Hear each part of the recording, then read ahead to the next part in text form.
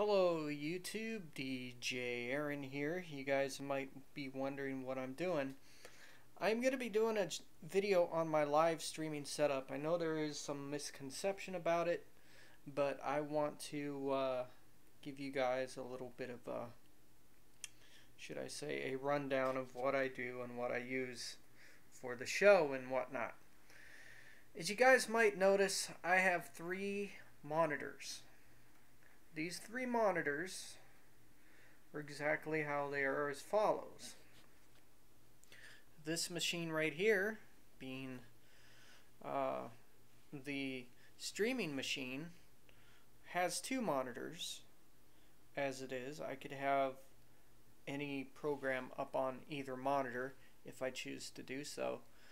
And also I have a monitor for the laptop. Now, why do I need a monitor for the laptop? Well, if I am running DJ software, which I typically do on a Friday night show, I will run it on this monitor right here. And this monitor is just a basic compact monitor, and it works rather well for this Toshiba laptop that I got right here.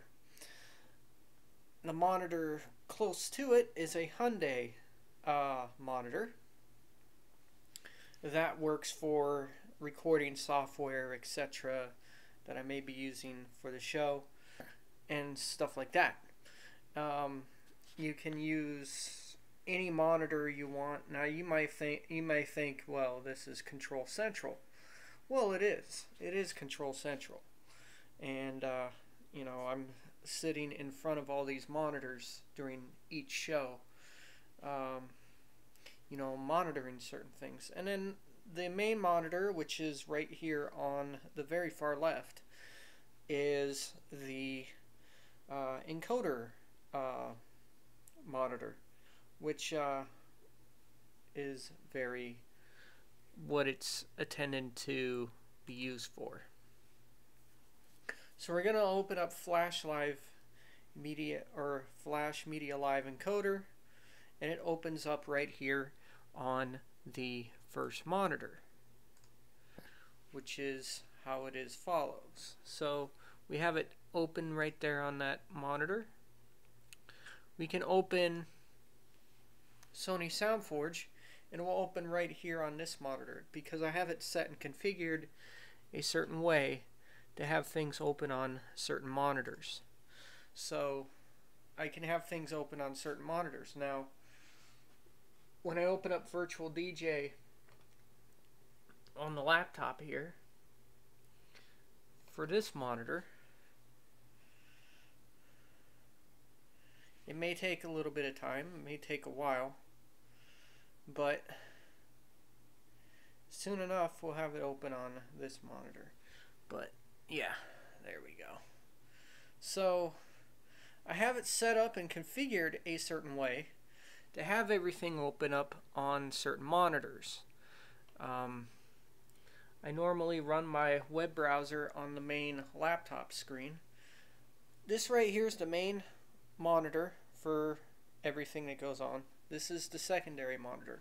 And the reason why I have everything switched around this way because I want to have both of these monitors lined up the way they should be, and they're lined up in a way that they're uniform.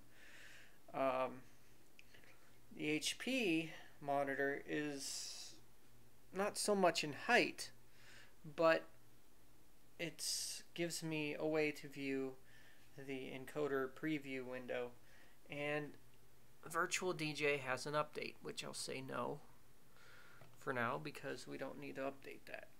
So everything is in uniform on this on my streaming studio. Everything is in uniform. Encoder preview window. Let's get that white balance out of there. Encoder preview window. Sony SoundForge and Virtual DJ. They're all uniform with each other.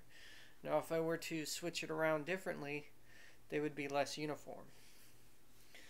Now you guys might think, why do I use an older PC for an encoder PC or a live streaming PC? Well, the older PCs are a little bit better in encoding.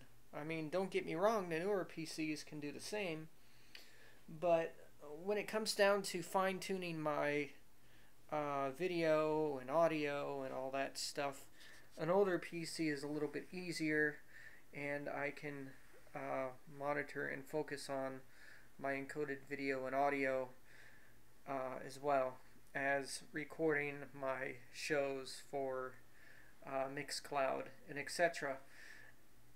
And why do I choose a dual core processor instead of multiple cores? Well, there's no reason basically behind it, because they all do the same thing. They all process the information. It all processes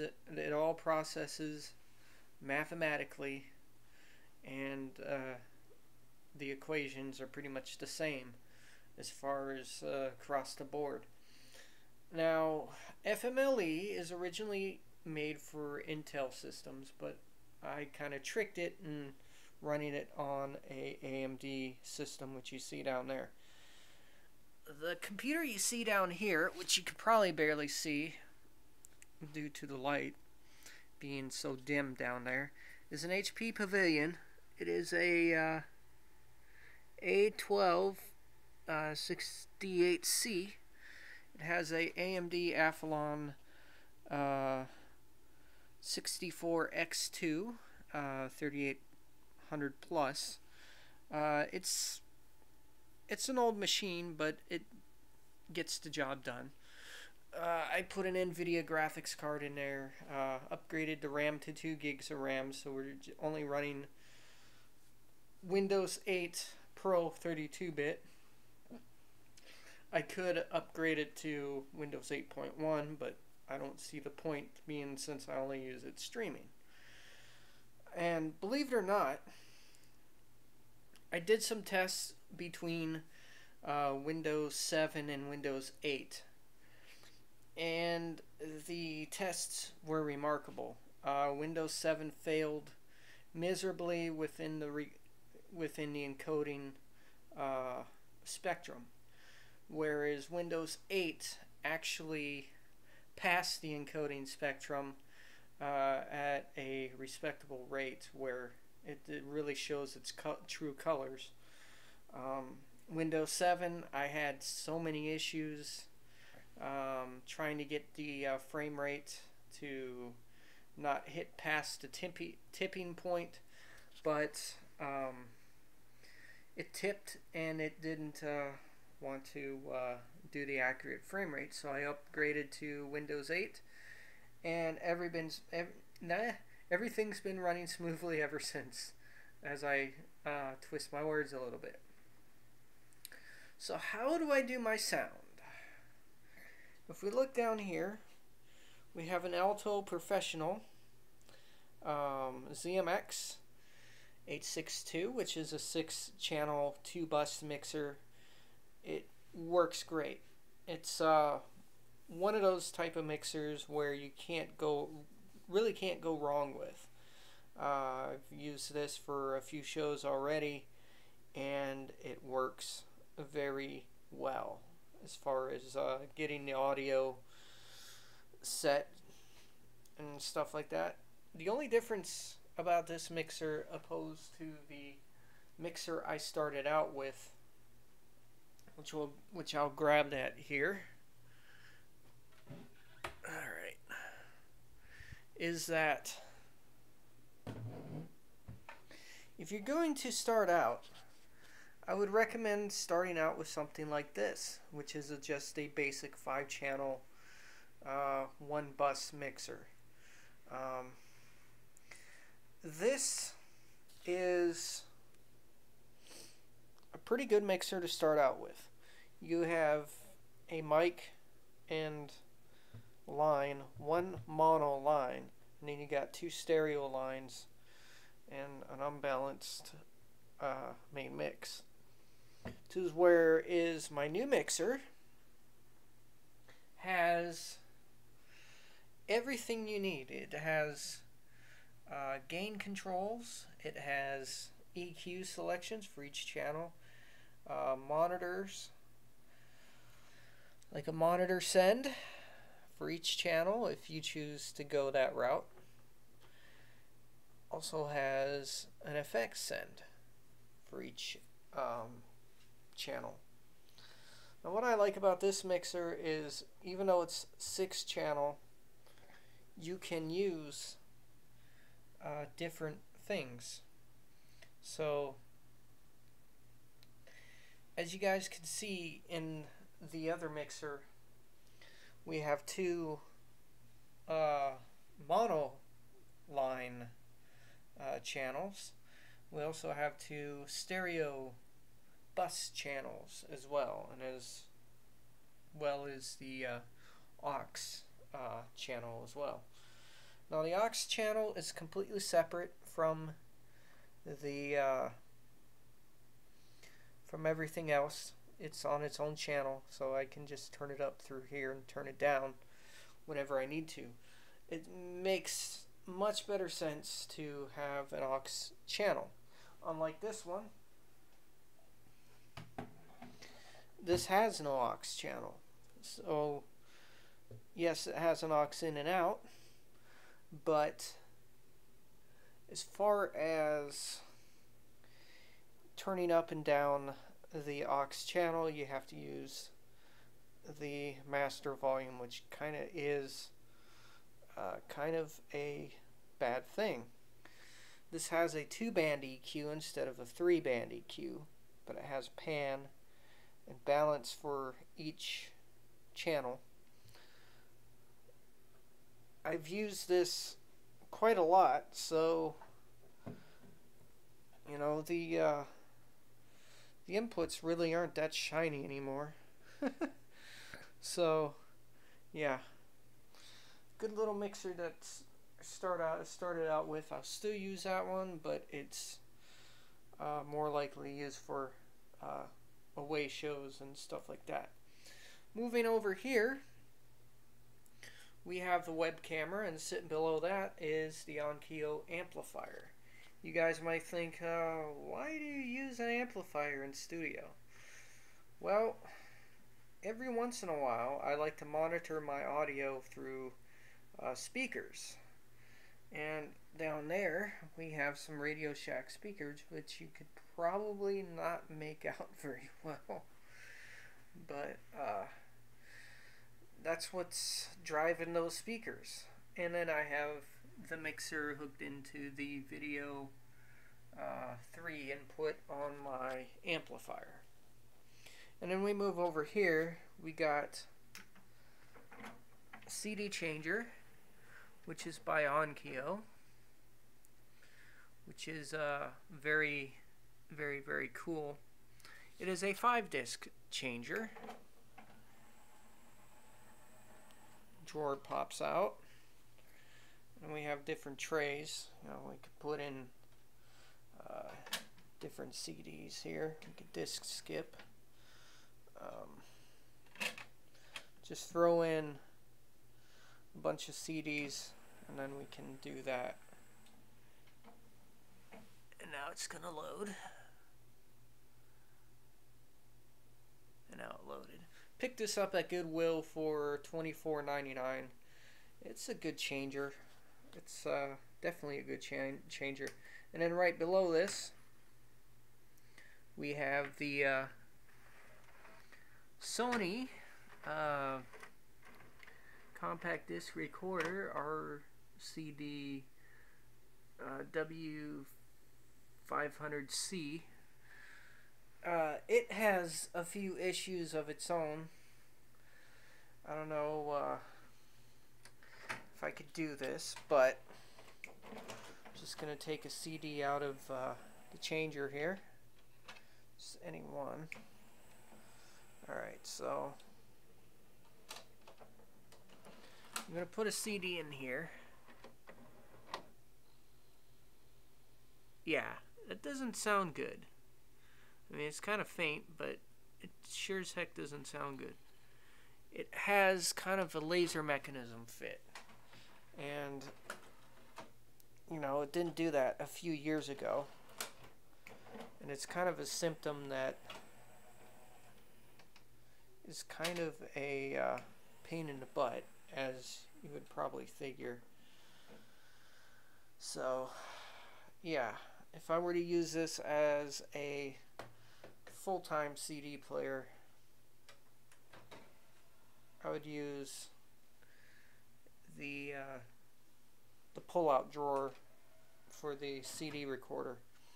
But that's the only deck that works now. I mean, the CD changer deck still works, but I'm not going to trust it and all that because it really, to me, it's starting to act up and it needs some care taken. Right up here we have the Stanton turntable, direct drive. And why do I own a direct drive? Well, direct drives are actually a lot better for radio broadcasting, etc., live streaming, just typical listening in general, etc. So you guys are going to get the most out of your vinyl if you take care of your equipment like I have. I replaced the needle on this. This is the older needle, but great care is given when you have equipment like this, and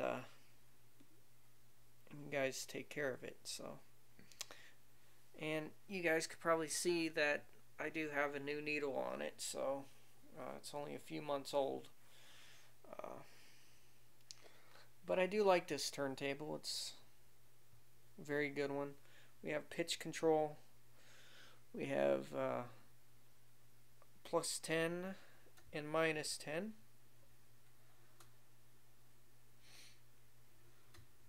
So that works. As you can see, the LED lights up when you go to plus or -10. And it shuts off when you're dead center. So that's what I like about that. As far as taking care of your vinyl goes, I would recommend you to use I would recommend you guys to use a bottle of cleaning fluid or record cleaning fluid and a record brush. You could get these at your local electronics shop, record store for at least $12. Not too overly expensive, but they're a good thing to have for cleaning vinyl and getting a little bit of the dirt and dust off that causes the pops and crackles. So stereo dust particles, as we call it. But anyways, you know, if you own a turntable, take good care of it, because believe it or not, you know, you take care of your stuff, it will be in service for a very long time. This Stanton STR8-60 is pretty much almost a clone of the Technics 1200. The only minor difference is the straight arm that is with it. So pop-up light so you could see what you're queuing up on the record there. Really works good as far as that goes. But if you see right here, we have the vinyl records. I sometimes get them out to play every once in a while. I was listening to Tenacious D earlier. Very good album as well. So I'm dragging this video on for far too long It's already gone on to 20 minutes, but anyways, guys, that is it. Peace out, practice and enjoy, and we'll see you guys later.